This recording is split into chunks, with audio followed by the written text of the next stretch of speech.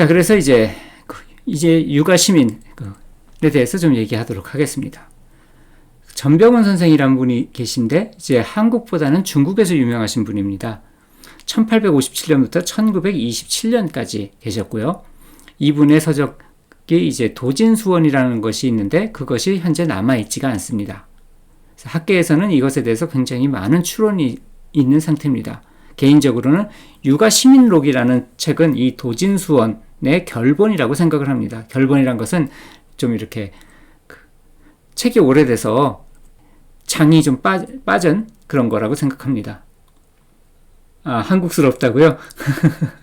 예. 근데 이제 진짜로 한국스러운 건 이제 좀 이따 나옵니다.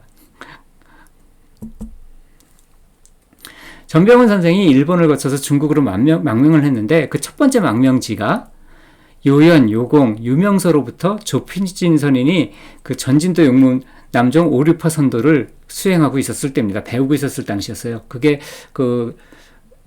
지역적으로 그때 내가 체크를 해보니까 한 2km인가? 그 정도밖에 전병훈 선생이 살던 곳하고 조피진 선인이 이제 수련하던 곳이 한 2km 정도밖에 안 됐고, 실제로 그곳이 어떤 명소 같은 것이어서 전병훈 선생이 거기를 가봤다는 기록도 남아 있습니다. 비공식적이긴 하지만. 그렇기 때문에 만났을 수도 있다라고 생각이 들곤 있습니다. 왜냐하면 전병훈 선생이 그때부터 중국 도교, 중국 선도를 배우고 싶어가지고 굉장히 노력을 했었거든요. 그러니까 당연히 용문파 수련을 하는 사람들이 있었다라고 하면 뭔가 말을 섞지 않았을까 하는 생각이 있긴 합니다.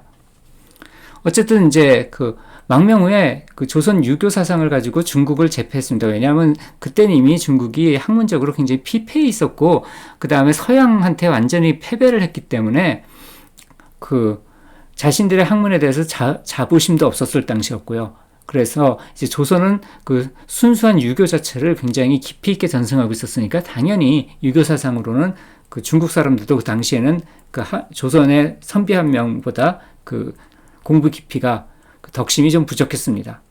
하지만 전병훈 선생 자신은 유교에서 말하는 성취를 자기가 했느냐를 물었을 때 자기가 장담을 할 수가 없는 거예요. 학문적으로 자기가 이해하고 납득하고 있는 것은 있지만 실제적으로 자기의 본성이 그렇게 유교적으로 말하는 성인의 것이 되는 정도라고 생각이 들지 않았던 거죠.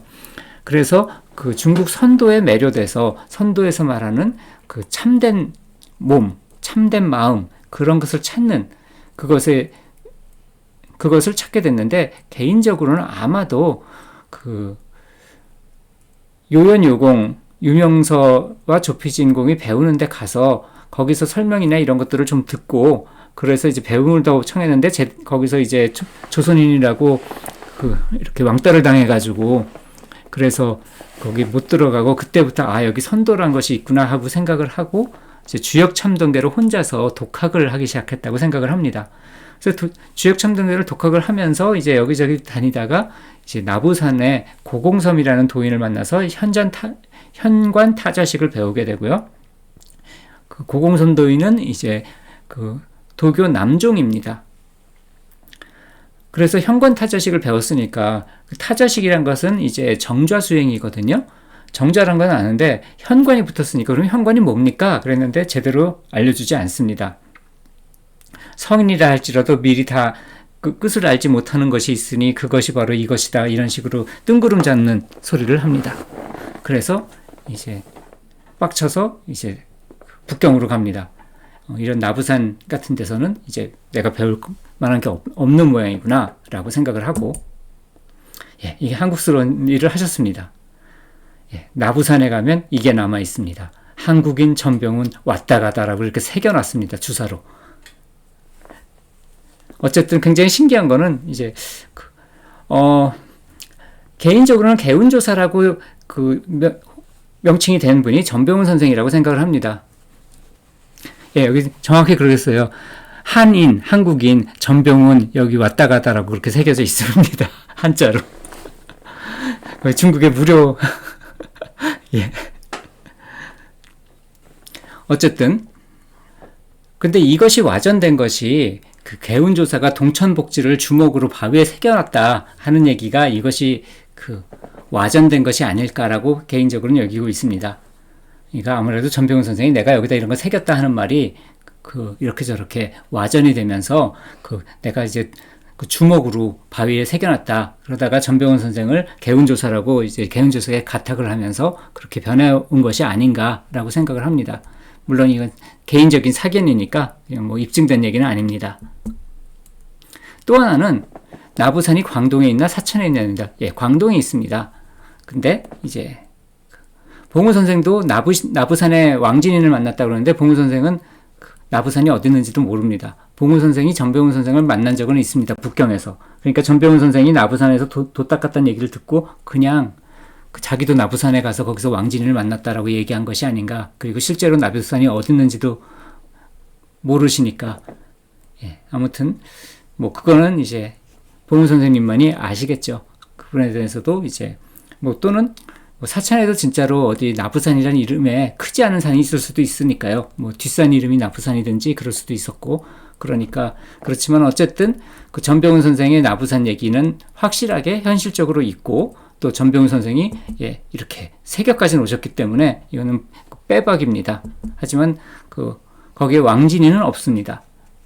그러니까 이제 봉우 선생님이 만났다는 왕진이는 어디에 있는 왕진인지 잘 모르겠습니다. 그 부분에 대해서도 누군가 조사를 해서 발표를 한다면 뭐 굉장히 좋은 일이 될 거라고 생각합니다. 결론적으로 저는 이제 봉우 선생의 나부산은 실제로 있는지 없는지조차도 모르겠다. 실제로 가보셨는지 안 가보셨는지 잘 모르겠다가 제 결론입니다. 그래서 이제 북경으로 와서 현관이라는 게 도대체 뭐야? 그래서 현관이라는 것이 있으면 나온 거는 다 찾아봤습니다. 그래서 백운관에서 몇 년에 걸쳐서 2,000권에서 3,000권 정도의 도장경들을 섭렵했다고 합니다. 그리고 거기서 이제 현관 관련돼서 이제 선도, 아까 도장경의 대부분은 의례를 하는, 다시 말하면 이렇게 예배 드리는 방식에 대한 책들이지 실제 수련법이 나와 있는 책들이 많지 않습니다. 그러니까 거기서 이제 수련법이 나와 있는 것들만 뽑아가지고 메모리, 이렇게 적어 놓은 것, 그것을 10권으로 요약 정리한 것이 이제 도진수원이고 1919년도에 출간했다고 하는데 없습니다, 이게. 그리고 정신철학 통편이 1920년도에 출간됐는데 이거는 있습니다. 근데 전병훈 선생이 이것과 비슷하게 쓴 책이 있습니다. 그게 뭐냐면 백선미근이라는 것인데, 이건 뭐냐면 역대 명신주의라는 어마어마하게 방대한 서적들이 있는데 거기에서 중요한 내용을 발췌 요약 정리해서 한 책이거든요. 그러니까 도진수원도 백선미근과 비슷한 형식으로 되어 있을 것이라는 유추는 제가 개인적으로 하고 있는 겁니다. 아직은 이쪽으로 이제 연구를 하고 있는 학계 인사들은 없는데, 저는 이제 아마도 도진수원이 있다면 분명히 백선미근과 유사한 형태일 거다. 근데 이 백선미근하고 유사한 형태로 되어 있는 도교 서적이 한 권이 있습니다. 그게 뭐냐면 선불과 진수어록입니다. 예, 그 부분에 대해서는 나중에 다시 얘기하겠습니다. 그리고 오르선종에 있는 것, 해명경이라든지 금선진론, 천선정리 뭐 이런 책들은 이제 이미 있었고요. 그 당시에. 그러니까 아마도 백운관에도 있었을 것 같습니다. 그리고 태을금화정주와 해명경이 합본으로 나온 것도 있습니다. 그래서 눈빛을 되돌리고 안광을 되돌리는 얘기가 현관 타자식에 대한 얘기에서 나오게 됩니다. 그리고 대성처교는 이제 그 당시에 존재했었고요. 성명법결명지는 아직 출간되기 전이었습니다. 그래서 그 당시에 이제 이러한 책들은 다 이제 보셨을 수도 있는, 그러니까 보셨다가 아니라 보셨을 수도 있는 책들이란 얘기죠. 오르선종, 태을금화정지, 그리고 해명경, 물론 오르선종에 들어있는 해명경도 있고요. 그리고 대성처표까지는 보셨을 수도 있습니다. 그리고 정신철학 통편에 이제 능엄경을 선도적으로 해석을 하는데, 그러니까 이런 거는 이제 오르선종, 특히 해명경에서 나온 파트가 아니었을까 생각을 하고요. 그래서 여기서 능엄경과 관련이 있고, 그래서 개운조사와 연관이 된다고 저는 유추를 하고 있습니다.